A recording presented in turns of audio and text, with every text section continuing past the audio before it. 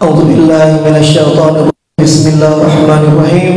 السلام عليكم ورحمة الله وبركاته.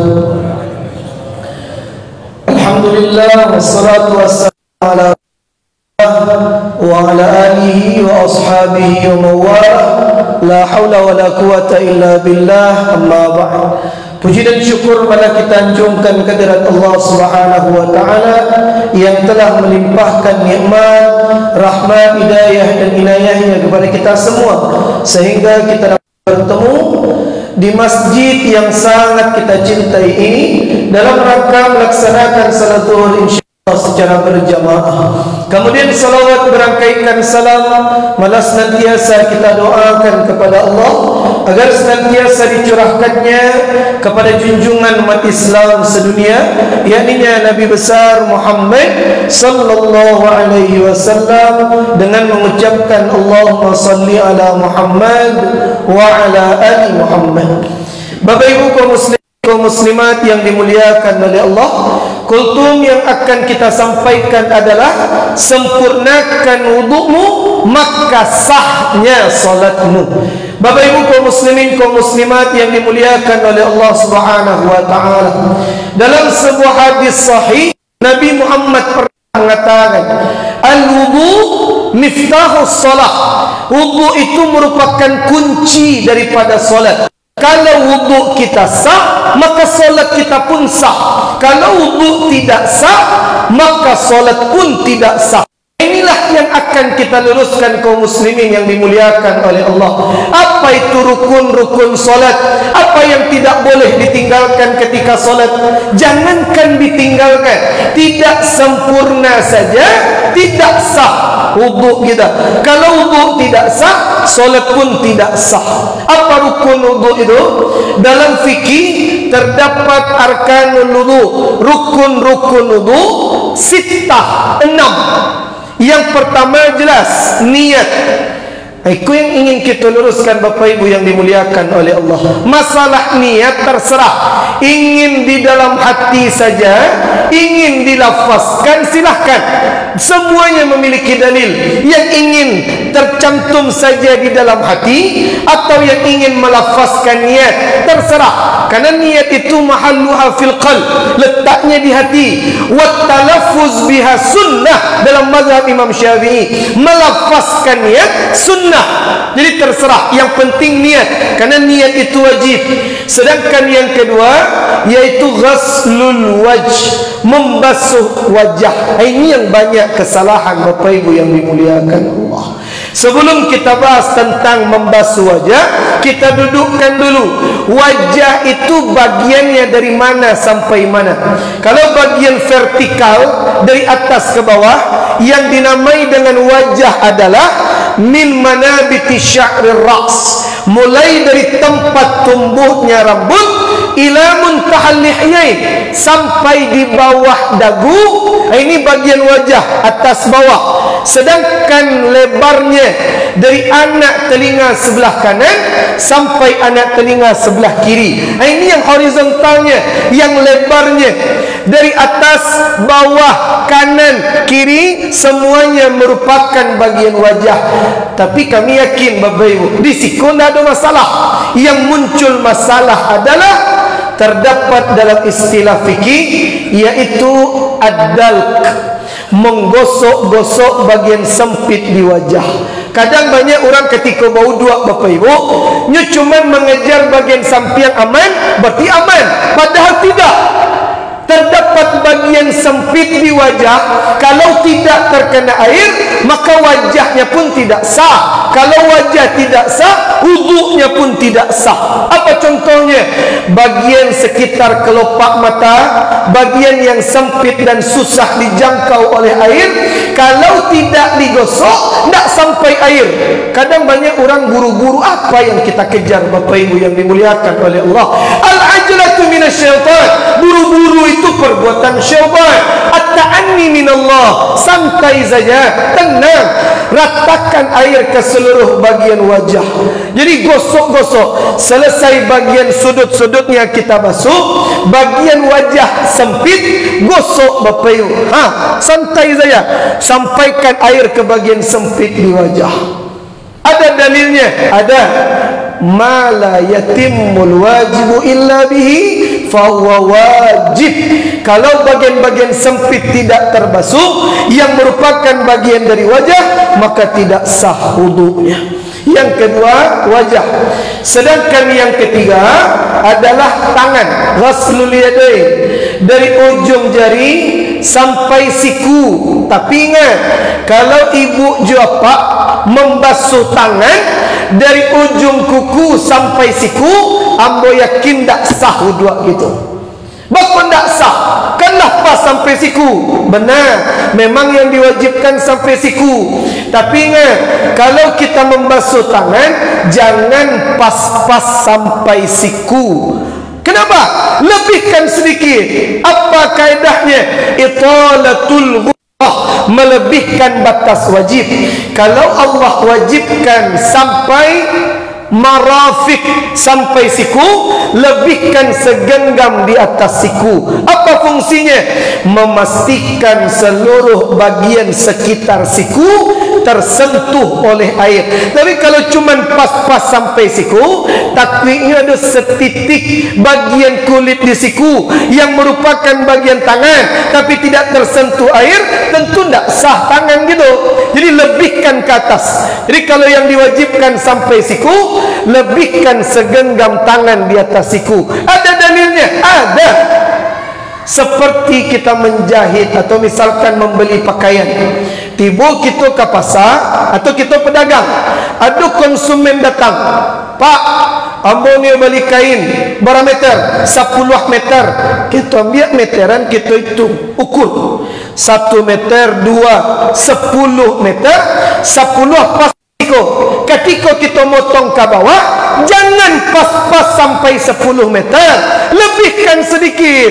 Kalau kita potong pas 10 meter, kita guntiang ke bawah, takwiknya ada sedikit sehelai benang yang merupakan bukan bagian penjual, sudah merupakan hak pembeli, tapi dia pas-pas, akhirnya tambiak hak orang lain walaupun sehelai benang. Lebihkan sedikit.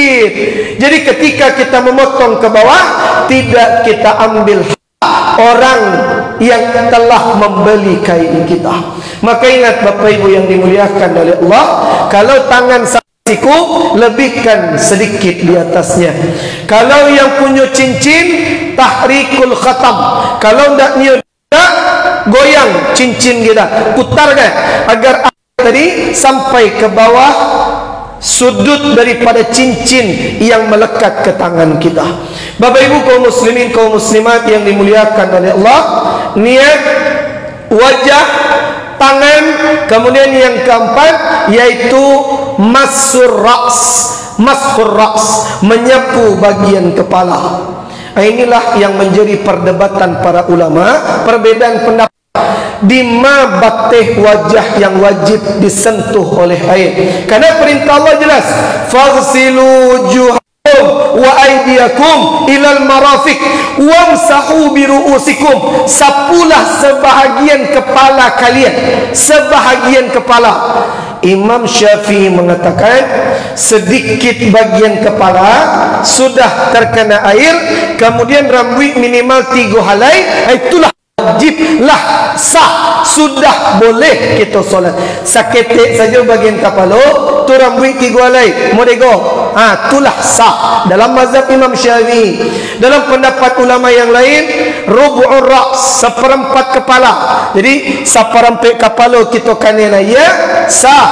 Sedangkan dalam mazhab Imam Malik, jami'ur ra's, seluruh bagian kepala. Jadi kalau ada ibu juapa bau 2 serupa iko saketik saja, itulah sah wudunya. Minimal 3 helai rambut. Tapi ingat jangan kaku mana. Biku you nyitung 3 berapa you. Ndak, jadi saketik saja sah. Jadi yang keempat menyapu bagian kepala. Sebelum kita masuk ke kaki, ada sunnah yang banyak orang lupakan. Apa itu? Setelah kita menyapu kepala, kan kaki lah Bapak Ibu. Cuma ada sunnah berikutnya telinga. Telinga kau sunnahnya tidak wajib.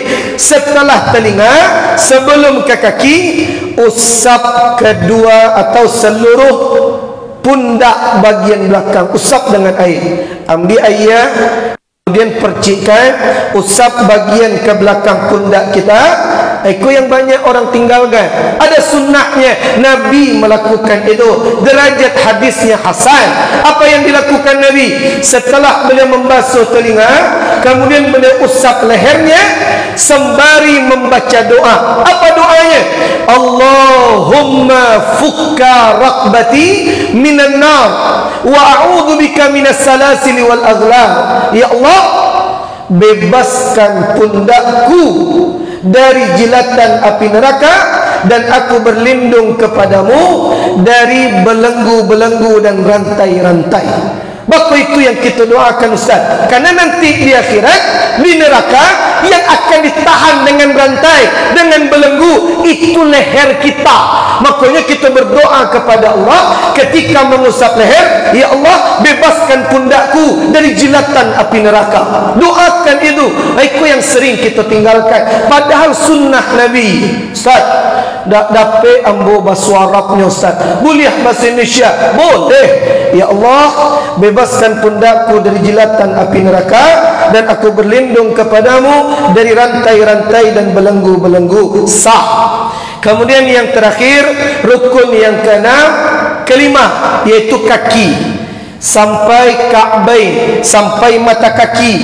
Tapi ketika kita membasuh, sama je tangan.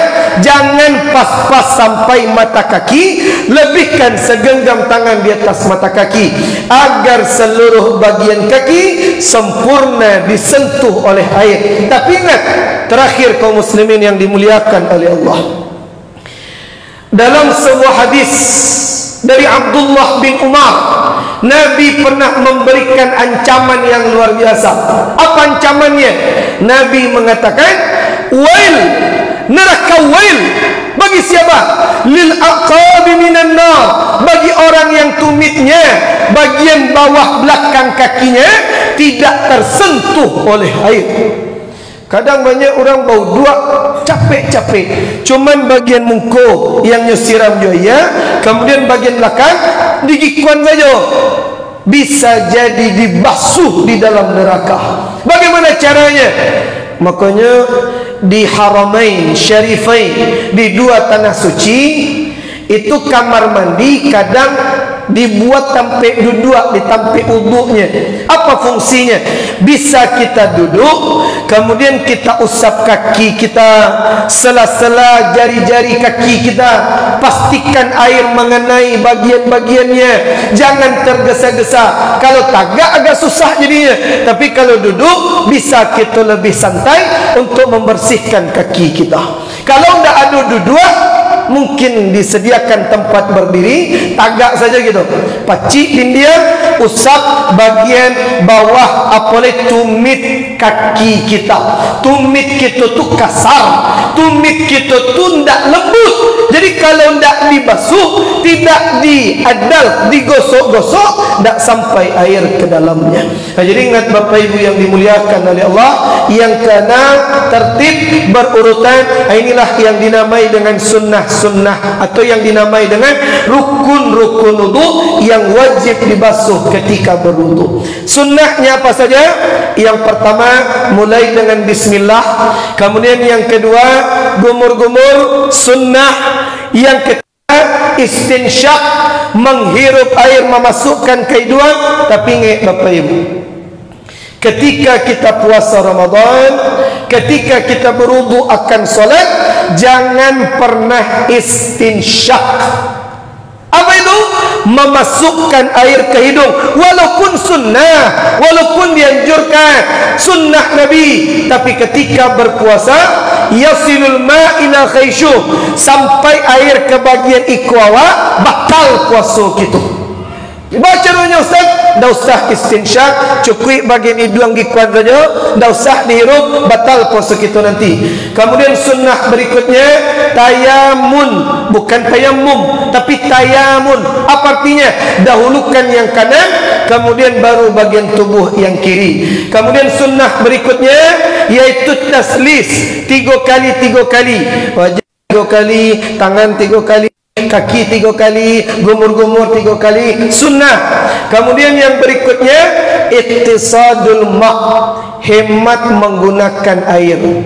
Kadang mohon maaf Bapak Ibu, kalau di Indonesia banyak, jadi ketika ada dua nyuputak keran tadi sampai habis, alun habis keran baku tanda tanang hatinya Bapak Ibu, nyuputak kencang, akhirnya ayah lapih keluar. Walaupun ayat banyak, tapi makruh, dikecam oleh Nabi. Iktisadul ma', hemat menggunakan air. Dulu waktu awal tiba kuliah ke Yaman Bapak Ibu, awal tiba di Yaman dulu, kemudian mahasiswa Indonesia kota biasa main ayah kancang kerannya. Ketika keran itu kancang, kemudian dia bau dua, di sampingnya ada orang Arab. Kecil orang Arab tadi nyotapuk kepala kawan ambo yang dari Lombok. Kecil orang Arab tadi laisa lakal aql, artinya Ustaz wa anda mau tak, itu artinya. Jadi ingat Bapak Ibu, kalau kita bau dua, hemat air, tak usah banyak. Lo yang keluar daripada tak pakai, mubadzir. Innal mubadzirina kanu ikhwana syayatin, mubadzir perbuatan syaitan. Iktisadul ma', hemat menggunakan air. Dan sunnah yang terakhir sebelum kita tutui, adamul kalam, jangan banyak mengicik ketika bau dua. Anyang ikurang dia teh solat, ini di bawah bau dua, maibuh lu di bawah. Jangan Bapak Ibu. Sunnah Nabi ketika berwudu diam, hening, jangan bercakap kecuali yang penting-penting saja. Itulah kajian kita, mudah-mudahan bermanfaat. Hadanallahu wa iyyakum ajmain. Assalamualaikum warahmatullahi wabarakatuh.